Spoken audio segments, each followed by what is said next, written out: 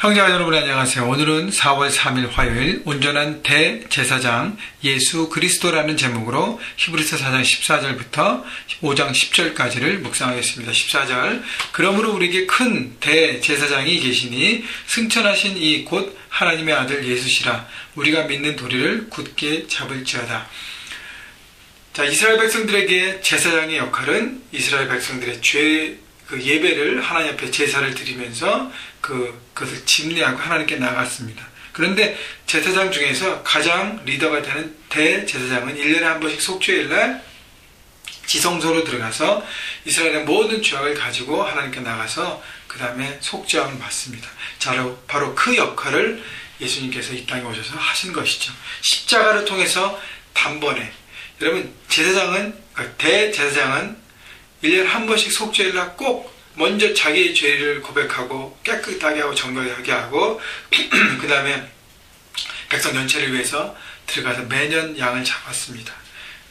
그래서 매년 반복되는 희생 제물을 통해서만이 회복과 용서와 속죄를 경험했는데 바로 예수 그리스도께서는 단번에 6월절에 어린 양이 되셔서 인간의 모든 죄악을 담당하시고 단번에 제사를 끝냈습니다. 그래서 인간 대제사장과 예수님의 대제사장의 것은 비교가 될 때 그 비교가 되지 않기 때문에 큰 대제사장이라고 표현했습니다. 바로 그분이 하나님의 아들 예수가 바로 그렇게 제사장이 되셨기 때문에 바로 그것을 믿는 도리를 굳게 잡으라는 것이죠. 바로 예수님 때문에 단번에 우리의 모든 죄악이 용서함을 받고 어둠에서 빛으로 인도한 하나님의 구원 계획, 하나님의 구원의 그 도리를 믿고 붙들고 나가라는 것입니다. 15절 우리에게 있는 대제사장은 우리 연약함을 동정하시 못하실 이가 아니요 모든 일에 우리와 똑같이 시험을 받으시는 이로되 죄는 없으시로다. 그러므로 16절 우리는 긍휼하심을 받고 때를 따라 돕는 은혜를 얻기 위하여 은혜의 보좌 앞에 담대히 나갈 것이니라. 자, 제사장 되신 예수님께서 우리의 연약함을 돌보신다는 거예요. 예수님께서 하나님의 아들 예수이기 때문에 우리들의 잘못한 부분, 우리의 실수하고 넘어지는 부분, 우리가 미혹 가운데 빠지는 부분, 많은 죄악들을 바라보고 질책하고 정죄만 하지 않으신다는 것이에요. 물론 잘못된 부분은 우리에게 깨닫게 하십니다. 그러나 예수님의 가장 큰 목적은 그 모든 것들을 회복시키고 새로운 것들로 일어나서 출발하게 하기 위함입니다. 그래서 예수님이 이 땅에 인간의 몸으로 오신 것은 인간의 몸을 입으시고 인간들이 얼마나 제한적인 가운데 많은 어려움 가운데 죄와 싸우고 있고 세상 가운데 이 모든 것들을 대결하고 있고 마귀의 유혹과 공격 가운데 있는지를 예수님 실제로 몸소 체험하셨습니다. 그렇기 때문에 우리의 연약함을 아신다는 거예요. 그렇기 때문에 16절의 말씀처럼 그 긍휼하심을 주시는 그 하나님의 은혜를 바라보고 그 은혜를 바라보고 주님 앞에 담대히 나아가는 것입니다. 은혜의 보좌 앞에. 여러분, 내가 죄인이기 때문에 내가 실수하고 내가 또 넘어지고 내가 또 무너졌기 때문에 하나님 염치가 없습니다 라고 하는 것은 지극히 인간적인 생각과 발상이라는 것입니다. 그렇기 때문에 그렇게 연약하기 때문에 누가 필요해요? 예수 그리스도 주님이 필요한 것입니다. 그래서 주님 앞에 나오라는 거예요. 그분이 우리를 품어주시고 받아주시고 우리를 새롭게 하신다는 것입니다. 여러분, 그렇기 때문에 예수께서 먼저 우리에게 하신 것은 우리의 죄를 이해하시려고 하십니다.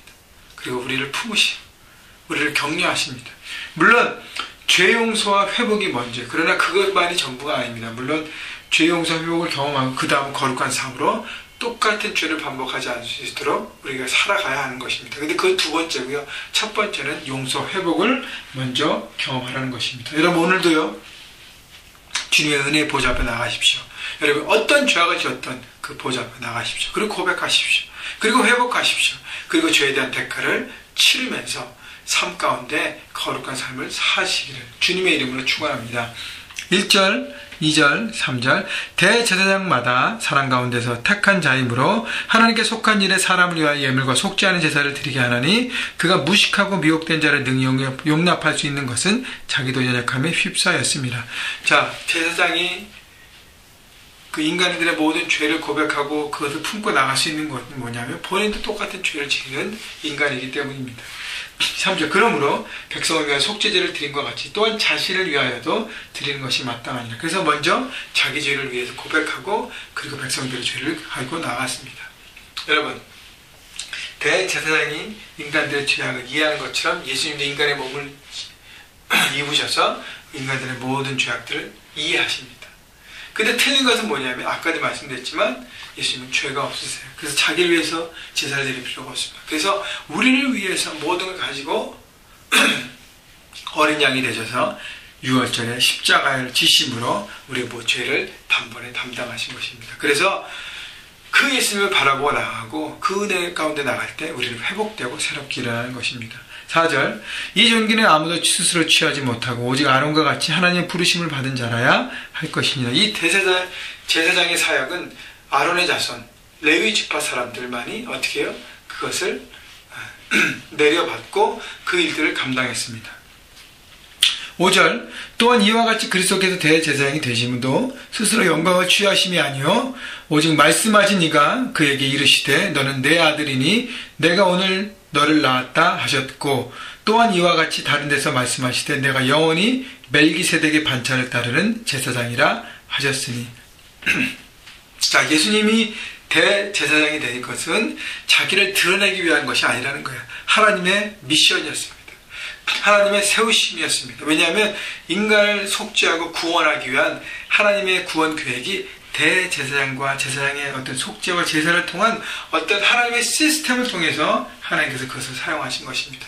하나님께 이 땅에 예배를 주시고 많은 것들을 우리가 하나님과 관계에 대한 시스템을 주셔서 하나님은 그 원리 가운데 사역하시는 것이 막 뒤집고 마음대로 막 이렇게 하시는 게 아니에요. 하나님은 원리와 원칙을 갖고 사역하시는 분이십니다. 그렇기 때문에 예수님을 대제사장으로 세우셔서 그 속죄 사역을 십자가 통해서 감당하셨어요. 그래서 하나님께서 예수님을 세우신 것입니다. 그런데 인간의 레위지파의 자손이 인간의 계열로 온 것이 아니라 멜기세덱의 계열로 왔다는 것은 여러분 멜기세덱은 창세기 보면 아브라함이 전쟁 가운데 나가서 돌아올 때 이 멜기세덱이 제사장으로서 아브라함을 맞이합니다. 그래서 아브라함이 멜기세덱에 11조를 드리고 물질을 드리고 그 다음 축복을 받았습니다.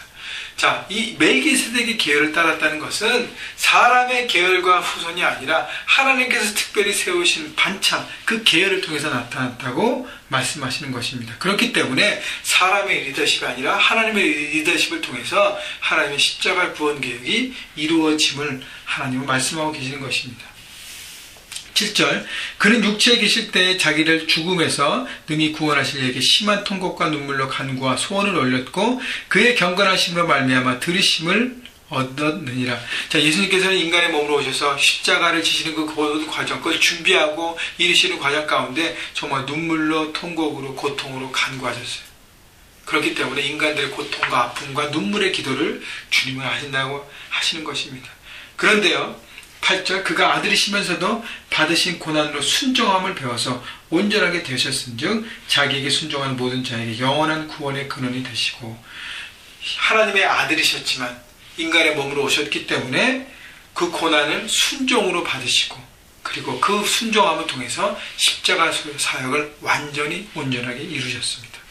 그렇기 때문에 그 예수님을 믿고 따라가는 우리 모든 사람들 순종하고 믿음으로 나가는 모든 사람들에게 구원을 베풀어 주신 것입니다. 여러분 예수님의 십자가를 지닌 삶으로 자기 자신을 내려놓고 하나님의 구원을 이루는 하나님의 미션을 이루셨습니다. 여러분 우리도 우리의 죄를 고백하고 주님의 십자가를 믿음으로 용서함 받고 하나님의 자녀가 됩니다. 그 다음에는요 우리도 예수님처럼 십자가를 지는 삶을 사는 것입니다. 다시 얘기하면요 내 모든 것을 내려놓고 하나님 원하신 삶 내 사명, 하나님 주신 그 사명으로 내 삶을 일고 가는 것입니다. 그렇기 때문에 내 삶의 현장에서 주님의 구원을 나타내고 그 삶의 현장을 통해서 하나님의 일들을 이루어드린 것이죠. 내 욕심이 아니라 내 뜻이 아니라 하나님의 뜻을 이루어지는 삶인 것입니다. 오늘도 여러분 주님의 그 구원을 생각하고 주께서 순종하심으로 십자가 이루신 것처럼 여러분 삶의 현장에서 순종함을 배우십시오. 내가 원하는 것, 내가 하고 싶어하는 것, 그것을 이루는 것이 아니라 하나님이 원하시는 삶을 기 기울이고 듣고 순종하셔서 삶 현장에서 하나님 나라 이루시기를 주님의 이름으로 축원합니다.